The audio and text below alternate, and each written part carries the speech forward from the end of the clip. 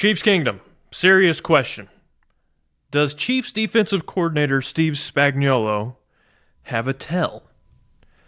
Is there a reason in last night's Monday Night Football matchup that every single time the Chiefs brought a blitz, the Jaguars had the exact protection to pick it up? The Chiefs were completely unable to generate pressure on Trevor Lawrence on Monday night. And when they did generate the tiniest bit of pressure, Lawrence was able to scramble without a spy and pick up a first down. He was even able to have enough time at the end of the game to fall down, lay in the fetal position, try to get up, slip and fall down again, and then run into the end zone while Chris Jones is just standing there watching what was happening.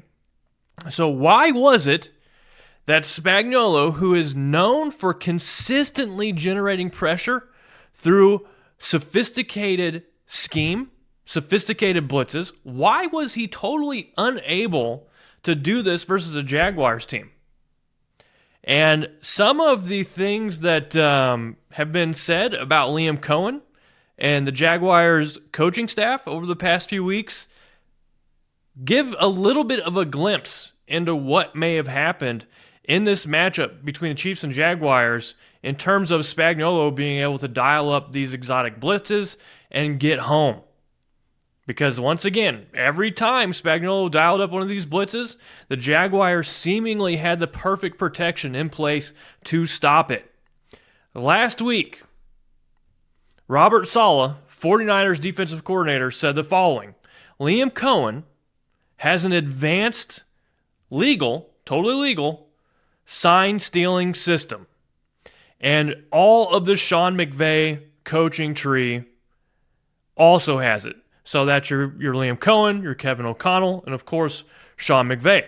So Robert Saleh is saying that the Jaguars coaching staff has a sophisticated sign-stealing system.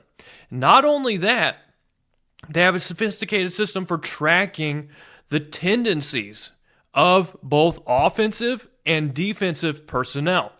The Chiefs gave up 24 points versus the Jaguars. The Jaguars, of course, scored 31 points in that game, but we can't count that touchdown, that pick six that the Jaguars got as part of the points that the Chiefs' defense gave up. They gave up 24 points to Jacksonville.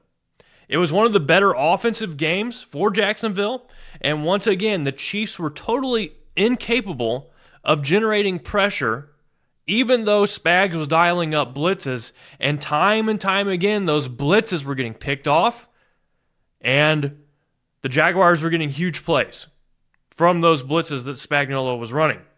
So what does an advanced legal sign-stealing system in the NFL look like?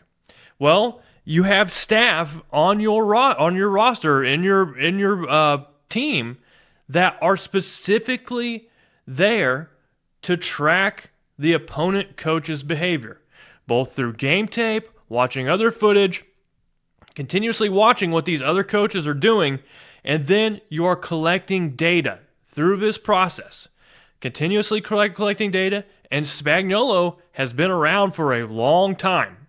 There is a lot of data to collect from Steve Spagnuolo. After you collect that data, you can use that data to try to build through game information and make decisions in game. So beyond the tells that Spagnuolo may have whenever he's getting ready to send a blitz, they're also tracking tendencies. And every NFL team does this. Every NFL team wants to know what the tendency is for the other team, what's the likelihood that they're going to blitz in this situation, so on and so forth. The thing that has made Spagnuolo so good at what he does is that he breaks tendencies often. And because he breaks tendencies often, he has this long track record of always seemingly knowing when to send the blitz at the right time. So I don't think that the Jaguars' tendency collection, their data collection on that front, would be why they were able to pick up every single blitz. I'm curious, and I'm wondering if Spagnuolo has a tell on the sideline. And if he does not get this fixed, the next time they see the Jaguars, they're going to have a hard time getting home to Trevor Lawrence again, because if he has a tell, the Jaguars are going to pick it up. The Vikings would pick it up. The Rams would pick it up, because they're all using this advanced tracking system. The teams who will do well against the teams like the Jaguars, who have this advanced tracking system, are teams like the Cleveland Browns. Their defense should do very well because Jim Schwartz runs a very simple system.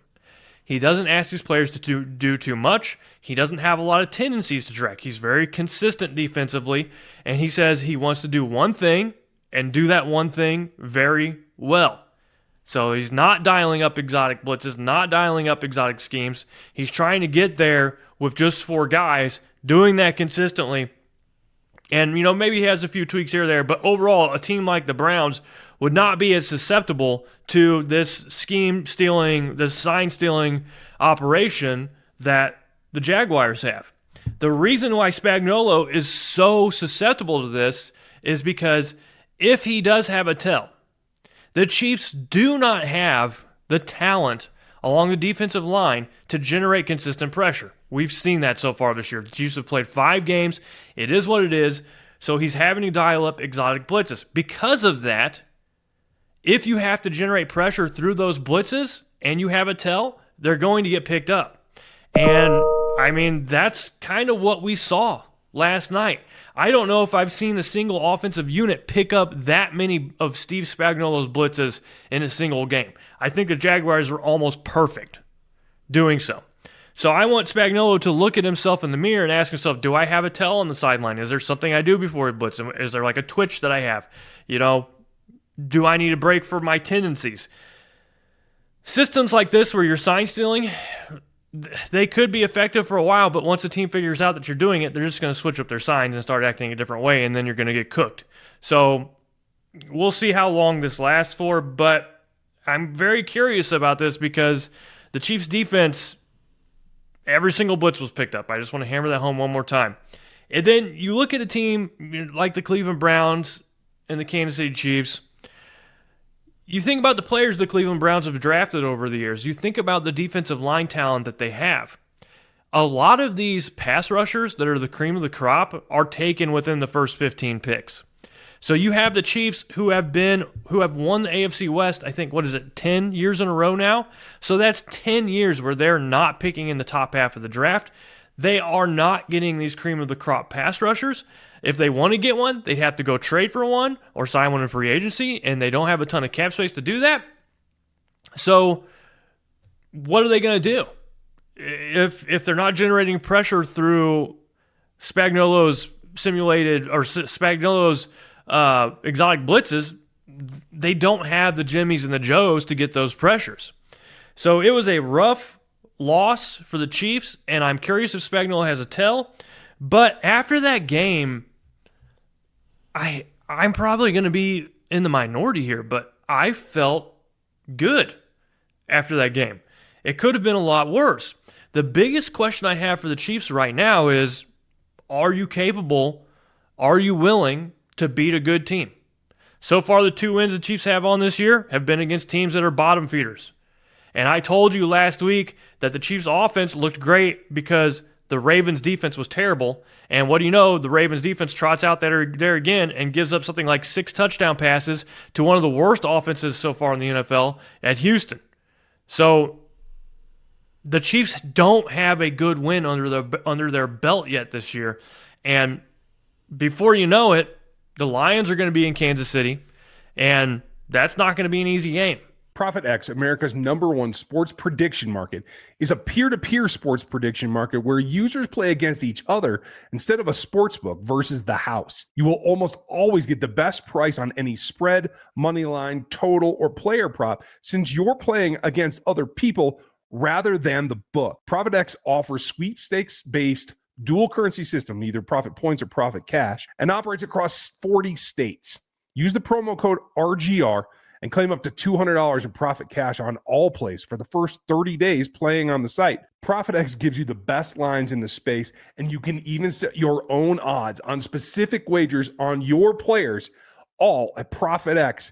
Go there and use the code RGR. Terms and conditions apply. So I won't go too much into the Lion games. I want to focus back on the Jaguars game. And before I talk about why I feel good, I want to talk about just the avalanche of things that happened in this game that caused the Chiefs to lose. They had a dropped interception they could have picked up. It literally hit seemingly almost every Chiefs defender in the hands before it hit the ground. At least that's what it felt like. Then there were 13 penalties. I'm not going to talk about the refs in this game. They missed a holding call on that pass interference in the end zone that would have had offsetting penalties. I posted a picture of it on my Twitter. It is the most clear evidence of a holding call. You can clearly see the defensive lineman, Omenihu's jersey, getting pulled while the offensive lineman's falling on the ground, and it was not a short hold. Like, it was blatantly obvious. Didn't get called. Should have had offsetting penalties. Who cares? The game's over. Whining about the refs is the refuge of losers. I don't like to do it. Mahomes had another interception at the goal line. You know, if you remember their week one matchup, the matchup earlier in the year where they had Kelsey and Kelsey bobbled it and gave up an interception. Now Mahomes throws an interception, just didn't see the linebacker, wasn't expecting him to be where he was. Mahomes totally got duped on that.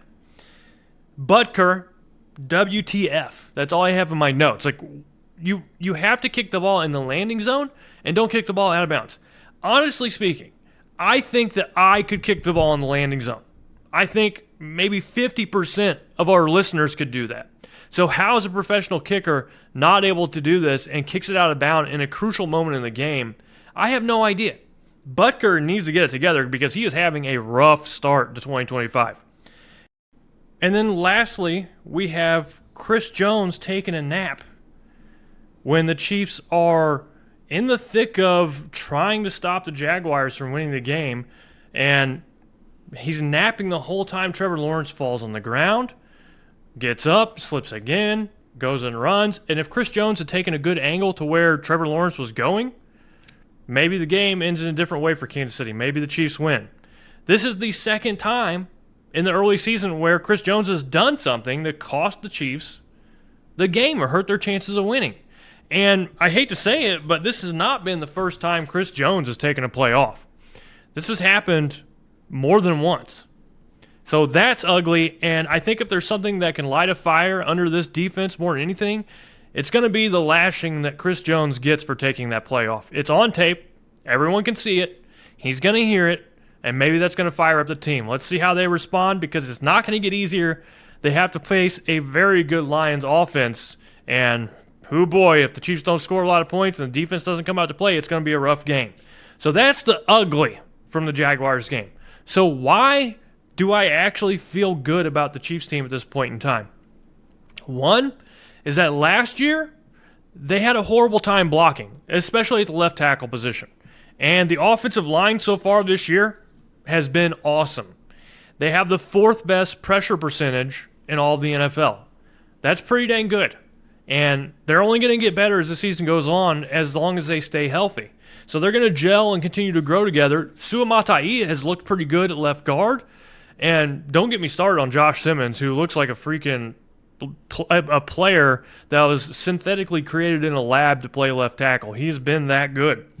Mahomes is also playing very well. Albeit a couple really costly interceptions to start the year, I think he's playing at a very high level. And then help is on the way offensively. So the Chiefs are only going to get better offensively when Rashee Rice comes back. And then the defense has personnel to get the job done. Spagnuolo just has to use them. Noel Williams has been one of the highest graded cornerbacks according to PFF to start the year, and he had 4 snaps versus the Jaguars. Only 4 snaps. Noel Williams needs to see the field more, and Chamari Connor has to be no longer used in the slot. Chamari Connor is a good downhill box safety. He is not a good coverage safety, especially against the Jaguars' best receiver in the clutch moment of the game, the most important moment of the game. That should not have happened, and it did, and he got a pass interference called, and that was ball game after that. The Jaguars just pretty much had a 1 yard to go to win the game, and they did so in crushing fashion, reminding me of that Andrew Luck touchdown way back a long time ago whenever they were facing Alex Smith in the playoffs. So there's good and bad with this team, and I want to posit the question of when will the Chiefs finally in 2025 beat a good team? That's a challenge I'm giving this team. Let me know down in the comments if you think the Chiefs are capable of beating the Lions this week. I think they are. I think they can come away with a win. I think it's going to look like a completely different team, and the Chiefs will go into their game versus the Raiders finally getting Rashee Rice on the roster with a 3-3 record, surviving that 6-game suspension that really hurt the team, if we're honest. So let me know down in the comments what you thought was the major issues from the game versus the Jaguars. Do you think Spagnuolo has a tell? Do you think the Chiefs are going to win versus the Lions? Now's your chance to let me know. And since you made it this far, hit that like button and subscribe if you've not done so already. This is Gary here at RGR Football signing out. Y'all have a good rest of your week. Thanks for watching this video from the team at RGR Football. Click these videos to see more and subscribe to RGR Football.